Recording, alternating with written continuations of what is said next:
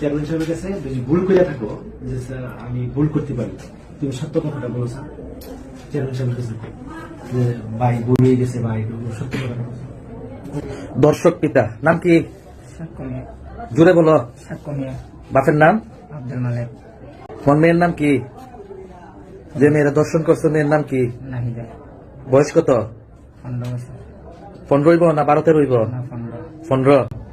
মেয়েরা কিভাবে দর্শন করছো? তুমি বাপ না?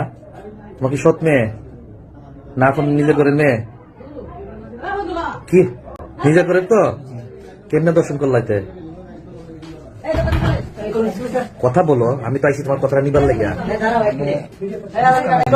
এই চুপ করো। হ্যাঁ, বুঝতে পারছো না?